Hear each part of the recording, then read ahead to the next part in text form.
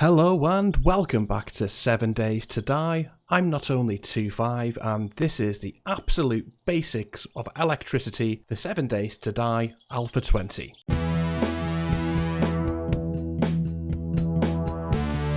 So I've had some comments and questions in the past from people who are a bit daunted by the prospect of electricity in 7 Days to Die. So this is a quick guide where we'll keep it really simple, and by the end of this video you'll know how to get a basic electrical setup for your base. In terms of how to unlock recipes for electrical traps and generators, this is under the intellect tree and the perk Advanced Engineering just here. Going up in this skill will unlock various recipes and also allow more XP from trap kills. However, I'd like to make it clear you do not need to spend points here before you use electricity. It is possible to unlock recipes through schematics, such as the basics of electricity. We've got this one here.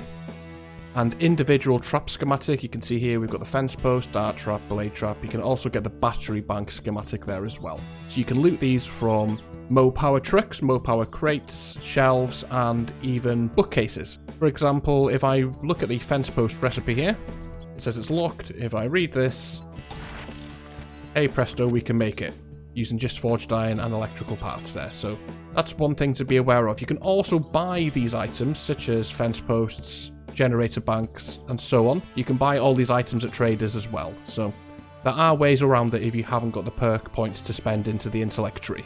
So to run electricity in the early game, for the basic setup, you'll need a generator bank or a battery bank. So the battery bank takes batteries to power it, the generator bank takes engines and gas. The engines, batteries and gas are all available from harvesting cars. You can do this using a wrench, a ratchet, or an impact driver. So for the purpose of this test, we're just going to pop down a little generator bank just here. Press E to interact with it, and it's going to look like this. You need to refuel it. It takes 1,000 gas, and that gas does last a long time. We're also going to pop an engine in here. Now, can you see how our max output there went from 0 to 50 when we put this in? And if you put another engine in, our max output's 100 watts. And you turn on the generator with this switch here. There we go. We'll have it off for the time being though. Also, the wire tool you can see here, this is something you can craft straight away in the game using forged steel and mechanical parts. You do need a workbench to craft it. You can also loot these from working stiff tool boxes, working stiff tool vans and shelves and so on. They are, again, quite readily available in the world usually. But if you can't loot one, they're quite straightforward to craft. So the following principle works with traps, lights, powered doors, but for this example we're going to use a blade trap just because we can see it spinning and stuff there. So I don't know, let's put the blade trap up there in the wall so we can keep an eye on it. And we can let's just pop a few blade traps down there. My key advice for this is to keep it simple. You simply need to go from the generator by right clicking using the wire tool to the trap you would like to power. If you hover over the traps using the wire tool, by the way, it tells you how many watts of power they're going to take. And then if we turn this on, hey presto, we have a spinning trap that we can set up for Horde Night. It's really that simple. Again, if we wired that to a light, the light would be on. We can control it by turning it on and off here. So let's cancel this by left clicking on the blade trap, so that gets rid of the wire if you wire something wrong. But if you would like to have a switch, so say this is a light or it's a trap you only want to use sometimes, you can get a switch here. So let's pop it down here. And it's the same principle. Again, really simple. The trap's always the last thing in the line. So we go from the power source to the switch, from the switch to the blade trap, and then if we turn this on, that's not working now, but if we hit the switch, there we go. So we can control that now. So if that's lights in your base, same principle, and we can turn it off by hitting that switch again there. So always go from the generator to the power source. If you'd like a switch or a relay in the middle, just make sure that bridges the gap between them. As mentioned, the principle does apply with wire relays as well. So say if you are trying to reach a trap, so let's pop this down here somewhere in the world. Let's pop it here. Now if we go over here and we try and reach that, it's not going to let us because it's too far away. Now if you're in that situation, you can place a wire relay. So let's just place that here. So you place the relay down, again, very similar. You go from the generator, then you go to the relay, and the relay to the blade trap. And there we go, that is now powered, and this is again bridging that gap and allowing us to power this. These take 1 watt of power each. but we don't need them right now. So the next thing we're going to cover is multiple traps, so let's cancel that. Now, if we have 3 blade traps like we do here, we can do what is called daisy chaining. So if we go from the generator to this blade trap, and then we can go from this blade trap to this one, and this one over to this one as well. And as you can see, that works. They're all still spinning away there, and all is well. As long as you've got enough power in your generator bank, remember we can test this here.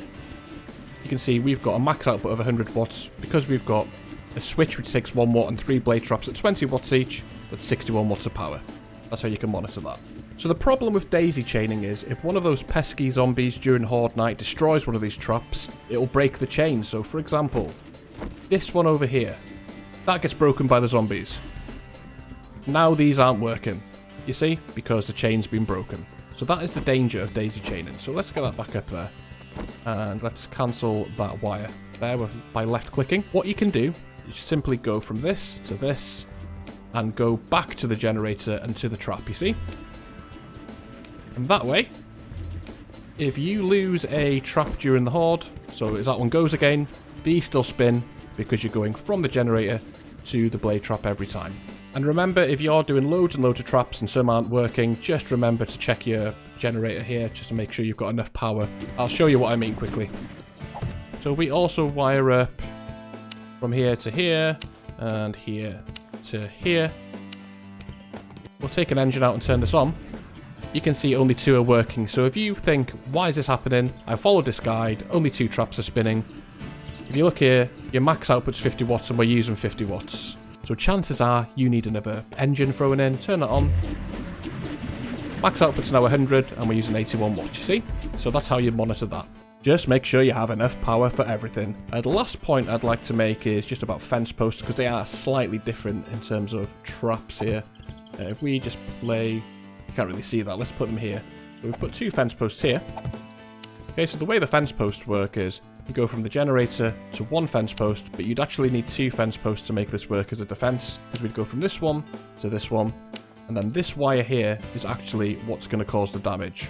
So I'll show you what I mean. I'm going to put myself in God mode so I don't take damage here, but this little wire here, as you can see, I'm now getting shocked. That is what causes the damage there. So again, from the generator to that, and then from 1 fence post to the other one. And that's how you set up some basic fence post defenses. I do have a more advanced video about fence posts and how you can get the most out of them. I'll put that as the top pinned comment if you feel that you want to know more about fence posts and how you can get the absolute most out of them in your Horde defense. And there you have it. So that is the absolute basic guides to powering and wiring electrical traps. I hope you found this useful. So if you did, let me know by leaving a like down below. If you would like to see more content from this channel, why not subscribe today? Thank you so much, have a good one, and I will see you in the next one. Bye bye.